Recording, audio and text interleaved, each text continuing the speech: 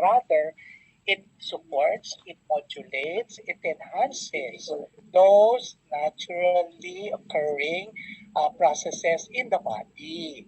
Because ang pharmaceutical po are synthetic drugs, whether you like it or not, meron po talaga yan siyang effect, meron siyang adverse effect, meron po siyang side effect.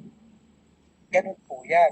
And then, it really disrupts whatever is happening in your body because of its effect, because it is warranted. For example, hypertension. You have to bring down acute hypertension almost as soon as possible. All right? A natural product like Kayani, sometimes they're not really made to do that. They're not intended to do that. But sometimes it does have its effect. That's why I don't tell people to stop the drugs that doctors are giving them, but rather support and add on to whatever is necessary. I have a long lecture about this, and this is kaya lang we don't have time to do this. All right? So yung po ang difference nun. Pharmaceutical, basically, and natural products or nutraceuticals where Kayani is situated. Oo, Alright, kaya so, ang label natin, no approved therapeutic claims. no, because there is Oo. no legal basis for it to be called a pharmaceutical drug. Okay. Now, siguro, pinagtataka ng nagtanong ito is, why do our products work well? Why do our products work fast? Kasi yan ang lagi kong narinig sa mga doktor na who are attracted to Kayani, no? Because, they tried the products for themselves and they saw some result, no? So, ano kaya yung Doc Mike? Okay. How can you explain that? All right. Over the last 7 years, I have tried to study each and every ingredient of Kayani, and I have studied and learned how Kayani products came about. Of course, more than 17 years ago, this was already planned and then established by a group of scientists, of course, contracted by our founders to find out what health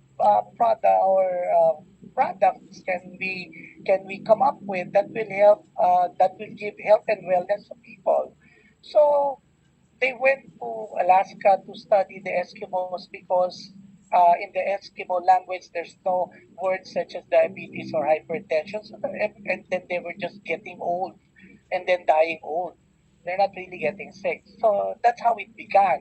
And then one of the products or two products that they learned from that initial study was the Alaskan blueberry and then the Sakai salmon. And then eventually, some products, the sunset was derived from the Sakai salmon. The Alaskan blueberry is the core product of the sunrise. And eventually, our scientists developed, especially the world-renowned, of course, scientists that we have, developed the Kayani Nitro coming from the noni plant. It is a patented product. That's why no other nutraceutical can copy it. So, yun, over a period of years, where all the products studied, reviewed, and then they were really formulated scientifically, and then uh, selected among all the thousands of fruits, vegetables around in the market. They were really carefully chosen and then studied to synergize with each other, to be synergistic, to come up with the desired results that the founders and then the scientists of Kayani had at the very beginning. And that's why I'm really amazed at the Kayani products because in the vernacular, talagang pinag-isipan, tsaka pinili isa-isa, at pinagsama-sama to bring all these desired effects. And they're all banner products. They're all innovative products. Right? Starting with the Kayani Nitro, kasi Nitro Nutrition tayo ngayon. But the Sunrise is a novel product because of the all the vitamins and minerals are there, plus 22 superfoods. Can you find any product in the market such as The sunrise. None. That's Wala. right. That's right. Yes, that's true. And then another product, the sunset. That's omega-3 sockeye salmon. It's very expensive. And then with vitamin E, that's not a tocopherol because that's less expensive and less efficient. It's tocotrienol, vitamin A, and then vitamin D combination. It's hard to find that in the market also. And then of course, our talagang banner product para sa akin, Kayani Nitro, coming from the Noni plant. There were previous products coming or derived from that Noni plant. Yung iba, I will not mention for now, but our scientists again chose the whole plant, not only the fruit, but the whole plant to derive the Kayani Nitro, which is a concentrate. That's why drops lang po.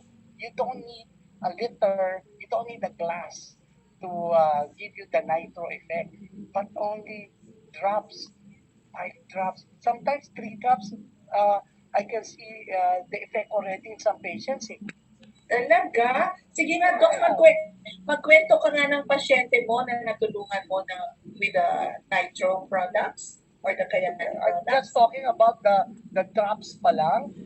Yeah. The response, of course, of patients would be individualized and unique. So we cannot course. generalize because each and every individual is different from the other. So Right. I can respond to Kayan in a different way, just like you and other people can. Pero in general, the side effect of the nitro that results in dilation or dilatation or widening of constricted arteries or narrowed arteries is really the essential mechanism for men for the effect of the nitro, and also the other attendant effects in the production of the kayani nitro in the body. Marami because the nitro, nitric oxide, NO, nitrogen oxygen, is a free radical sa medicine. No? But it consists of the nitrogen and oxygen, and it was discovered in 1992, but uh, the award was given in 1998 to Dr. Ignaro and two more doctors for discovering it. They won a Nobel Prize for it. And upon its discovery, more than 200,000 research and papers up to this day have been written about it, and they're continuously studying the nitric oxide in health and disease. Okay? And then that's why many scientists and medical practitioners outside the Philippines and us in Kayani would call it the molecule of life because it's one of the most, if not the most unique biological, it's a signaling molecule that is a gas. It's a colorless gas that lasts only for a few seconds, but the effect on the cells and the organs of the body may last. This is latest Kate, hindi ko yata na-share. Hindi ko alam yan. Ano yun? The effect, the the nitro, the nitric oxide gas, may last only from about a few seconds, 2 seconds, 3 seconds, 4 seconds. Oh, yeah. But the effect may last from, sabi ko dati, 4 hours. Hindi. The latest journal that I read, 9 minutes to 900 minutes. That's 15 hours. Oh, okay. So because it blends with your physiology, so if you need it, it will last longer. If you don't need it, it will just disappear like gas. Wonderful. Grabe, no? Amazing science, but at the same time, amazing yung creation ni It Lord. affects the whole body. Yeah, That's why yeah. it's the molecule of life. Okay. And then there's one literature that says, if your body runs out of oxygen, you can be comatose after 5 or 7 minutes without oxygen, and then become comatose and then die later. But without nitric oxide, you will die in a second. or 2 without nitric oxide in the body. Okay. Kaya kailangan na natin magtatank ng nitro. And po, yung nitro na, Kaya na ako, sinasabi ni Doc Mike. I Patay don't tayo. go out of the house without my nitro. It's always Oo. there. Yeah. Oo, yeah. Totoo yan. I know that. Oo. I have nitro in my pocket, in my bag, in my car, in my room, in the sala, wherever. Doc Mike, I think we have to clarify, no? Kasi merong nag-comment dito na meron silang hypertensive pills, di ba? Tapos may nagre-recommend uminom din sila ng Kayani. Dapat po sabay hindi nyo po dapat ihinto yung mga gamot na binibigay ng doctor sa inyo. You shouldn't stop the medication the doctor is giving you. Di ba, Doc Mike? Because you always talk about Kayani complementing. Di ba? Kayani complementing. Sige, I think you just have to emphasize that. You have to, para hindi magalit sa atin yung mga doctors. It Okay? is not intended to replace the drugs that you're taking, especially antihypertensive. No? I always tell people there are some drugs that we take, like for cholesterol, for uric acid, that you don't have to take for the rest of your life because it can be modified by diet and then can be stabilized by diet alone. But if you're hypertensive already, that means you're already sick of that disease already. So, hindi na pwede po i-replace nyo lang yan ng herbal or natural med because you're already sick. You see, our natural product, Kayani, is intended for healthy people to increase their stamina, their oxygenation, their performance. So they need it also even if they're not sick. All right? But if you're sick, all the more you need Kayani for its benefits. But since you're sick, the doctor has already given you antihypertensive pills. You have to take that. Ang problema kasi sa Filipinos and many people, even not Filipinos, they take antihypertensive drugs because their BP is high. If they feel good after some time as well, they just stop it because they always tend to believe that since my BP is normal, I can stop the antihypertensive. This is I think it's a wrong perception of its usage or understanding, because the antihypertensive drug that you are taking or have been given to you is the one responsible for bringing down your blood pressure to normal. So when you remove that, your blood pressure again will go back to a high value or increase. Yeah. Kasi po, may sakit na kayo eh. Alright? Ikaw nga, Doc, di ba? 3 na yung gamot mo, tumataas pa rin. Oo nga. Kaya, diba? Kaya hindi pa rin dapat tanggalin. Oo, correct. Hindi tatanggalin. Kasi, meron pong mga times na nag-i-spike yan. Kung wala ka nung antihypertensive mo, hindi mo alam yon, mataas pala yung BP mo, tapos wala kang nararamdaman kasi chronic na yan, it's a chronic condition, so your body sometimes knows how to adjust to it or adapt to it. But it will cause some more serious problems because you don't recognize it. All right? Okay. So, so that's why you have to keep your Kayani products at the same time so that the vasodilating effect that your nitric oxide produces will stabilize your blood vessels, and then perhaps later on we can lower the dose of your antihypertensives, but definitely not just to stop it. Okay. Very good. So, it's nice of you to clarify that. So again, i-recap natin yung sinabi ni Doc that if you're already taking medication for your blood pressure, continue taking the medication that your doctor prescribed, and then you just add on the Kayani products. Your doctor will be the one to notice the changes in your body. So if your blood pressure comes down a little bit, maybe your doctor will be the one to tell you, ito bawasan natin yung dose, diba? But hindi ho kayo ang magtatanggal. Right, Doc? Yes, so it's complementary. It's dangerous to do that because what should happen would be either your doctor reduces the dose because your blood pressure went down without him really expecting it that low, so he will lower your antihypertensive, or we will lower the dose of your nitro. That's why for people who are very sensitive and have already been hypertensive for some time and then taking some products, it's always good not to start with low doses. I was going to clarify what I said when 3 drops is enough, because I have a friend, Pat and I have a friend. She took the nitro because another product that she was taking, another natural product, caused her blood pressure to go up. So, hininto ng doktor. The doctor stopped it. So, I told her, that's not good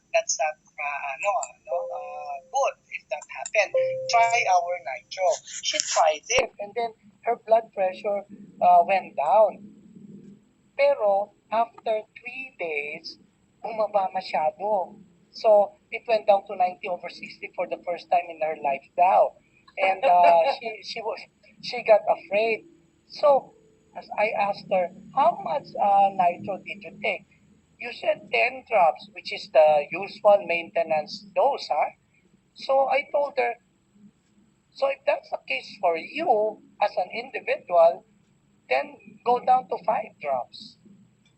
Even if she's right. like an adult, right? Yeah. So 5 drops, and then after that, she felt better, and then her blood pressure was maintained at 120, 70. After that, Wonderful. she was yeah. So depends on the person involved. So the best thing to do is start with smaller doses, and then increase after 1 week, and then until you get the desired dose. Okay. There is a question here, no, Doc? How about yung mga patients mo who are on dialysis, no? Can the Kayani product still help them?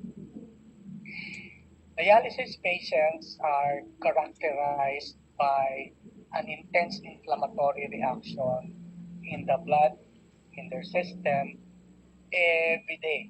Every time they go for dialysis. Every time that blood passes through the dialyzer, the blood and the red blood cells and other cells get injured. And you release a lot of substances of inflammation. And they produce oxygen radicals that further destroy your normal cells. So these dialysis patients have very high inflammatory markers. Okay. So what's the solution there? Of course, you cannot stop dialysis because that is a life-saving procedure. You have to Correct. continue it. But how will you mitigate the effect? Because meron talaga effect. Alright? So, I always explain it to my patients, that's why you need antioxidant. Kayani is an antioxidant. That's why you need an anti-inflammatory. And Kayani is anti-inflammatory. Your blood vessels are all inflamed and are constricted. That's why you need a vasodilator. That's why you need nitric oxide. So you need the the products of the triangle of health because you're a dialysis patient. And they're prone to increases in blood pressure, they're prone to infections, they're prone to so many things, which a synthetic product cannot give you because pharmaceutical products reduce, decrease, remove, eradicate. They do not modulate, they do not support, they do not blend. Life's greatest tragedy is that most people do not value their health until they lose it.